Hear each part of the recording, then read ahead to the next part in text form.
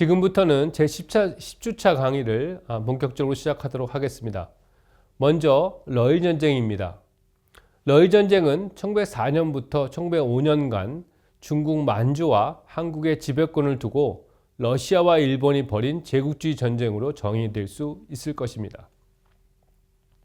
이러한 러일 전쟁의 구체적 배경은 다음과 같습니다.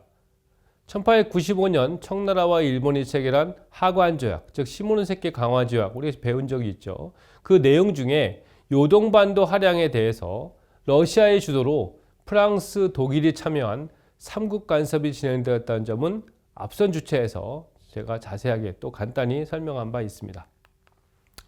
구체적으로 러시아, 프랑스, 독일 등 3국 간섭 참여 국가들은 일본에게 요동반도를 청나라에 돌려줄 것을 요구하게 되었는데요. 당시로서는 이들 3개국과 대립할 능력을 갖추지 못한 일본은 결국 요동반도를 포기하게 됩니다. 결국 전쟁을 통해서 이기면 보통 이긴 국가가 모든 걸 차지하게 되는 것인데 그게 전근대도 있었고 근대도 마찬가지였었죠. 그런데 초기에 한반도에 대해서만 이렇게 우월권을 가질 것이다 라고 생각했던 서구 열강들 중에서 특히 러시아가 볼 때는 이 만주 쪽으로 요동반도 쪽으로 진출한다는 자체가 굉장히 위협을 느끼게 되고 자신들의 자국의 이익에 반하는 것이었기 때문에 적극적으로 러시아, 프랑스, 독일을 끌어들여서 3국이 간섭하게 되고 요동반도를 다시 돌려주라라는 요구를 하게 되죠. 결국 당시 일본으로서는 이들 3개국에 대항할 힘이 없었기 때문에 결국 요동반도를 포기하게 됩니다. 이후 러시아는 러청 비밀 동맹을 체결하는 동시에 동청철도 부설권을 획득하고 동시에 1898년 여순과 대련을 25년간이나 조차, 즉 빌리는 거죠. 조차하여 만주를 세력권화하려 합니다. 동시에 한국에 대해서는 을미사변 이후 4개월 만에 아관 파천을 성공시켜서 친러 정권을 수립했으나 시베리아 철도가 완성될 때까지만 하더라도 일본과의 타협을 우선시하는 정책을 전개하기도 했습니다. 한국 문제를 둘러싸고 러시아, 일본이 1896년부터 1898년 사이에 맺은 베베르 고무라 각서, 또 로바노프 야마가타 협정 및 로제 니시 협정 등 다양한 협정들이 있었는데 이런 것들은 결국은 타협 우선시 정책, 일본과의 타협을 먼저 하자라는 우선시 정책의 전략의 예라고 할 수 있겠습니다. 이건 시베리아 철도가 완성될 때까지는 조금 극단적인 대결보다는 또 이런 일본과의 갈등보다는 오히려 타협을 하자라고 해서 많은 러시아와 일본 사이에 비밀 협의가 있었던 것이죠. 그러나 러시아의 이러한 현상 유지적인 대외 정책은 1900년 중국에서 일어난 의완한난이 만주로 파급되자 동청철도를 보호한다는 구실을 내세워 만주를 무력 점령하고 의완한난이 진압된 뒤에도 철수를 거부하는 등 적극적 정책으로 전환하게 됩니다. 이러한 러시아의 대중국 침략이 노골적으로 진행되는 과정에서 동맹 외교의 필요성을 인식한 일본과 오랜 기간의 불간섭, 불개입 정책을 포기하고 러시아의 남하 정책을 적극적으로 저지하려는 영국의 이해가 합쳐져서 1902년 1월 30일 런던에서 그 유명한 영일동맹, 앵글로 제퍼니스 얼라이언스가 체결됩니다. 이 영일동맹의 주요 내용은 첫째, 영국과 일본 양국은 한국과 청나라의 양국의 독립을 승인하고 영국은 청나라에, 일본은 한국에 각각 특수한 이익을 갖고 있으므로 제3국으로부터 만일 그 이익이 침해될 때는 필요한 조치를 취한다. 둘째, 영국과 일본 양국 중 한 나라가 전항의 이익을 보호하기 위해 제3국과 개전할 때는 동맹국은 중립을 지킨다.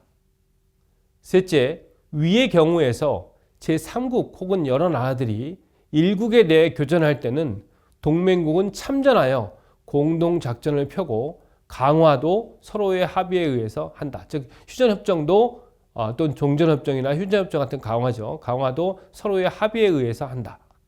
넷째, 본 협약의 유효기간은 5년으로 한다는 것 등이 그 주요한 내용이었습니다.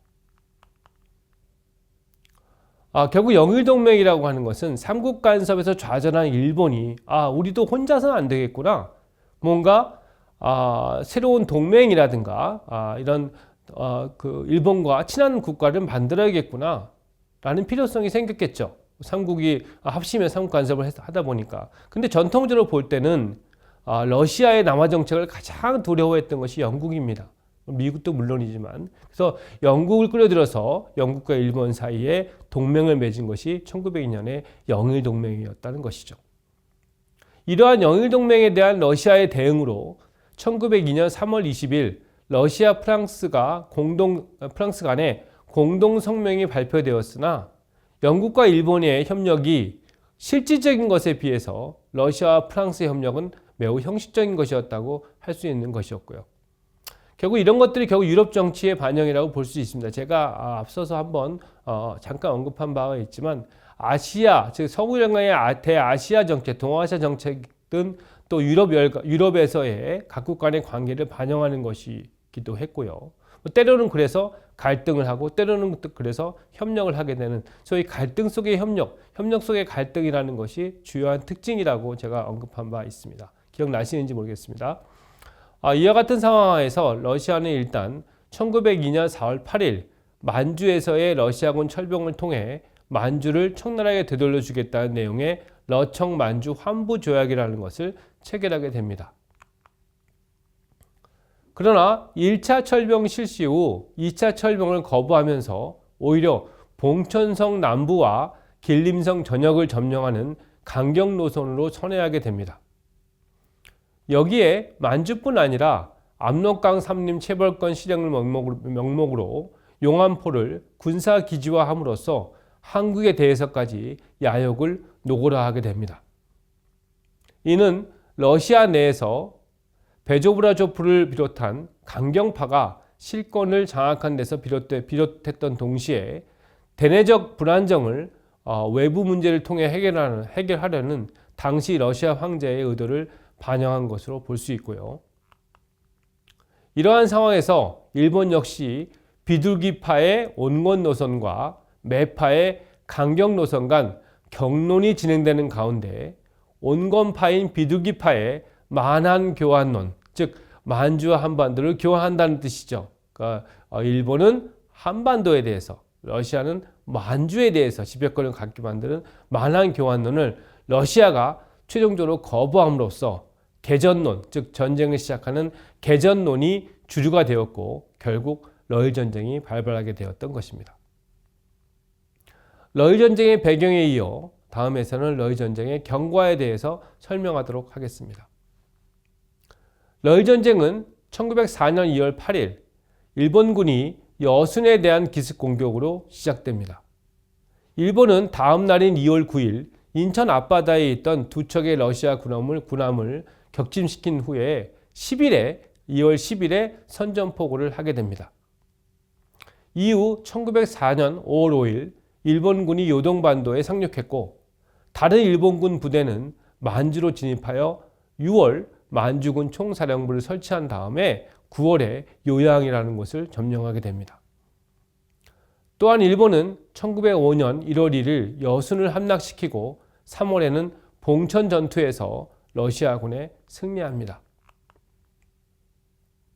그러나 이후 일본은 전쟁 지속의 여력이 부족한 상태가 되고 러시아 역시 러시아 혁명이라는 국내적 혼란 때문에 양측 모두 종전의 필요성, 즉 전쟁을 끝낼 필요성을 인식하게 됩니다. 그 과정에서 1905년 5월 27일 러시아 발틱 함대와의 대마도 해전에서 대마도 해전에서 일본이 최종 승리함으로써 일본은 종전협상, 전쟁을 끝내는 협상에서 우세한 위치를 차지하게 됩니다. 결국 러일 전쟁은 일본의 승리로 끝나게 되었던 것입니다. 이상으로 제2차 강의를 마무리하도록 하겠습니다.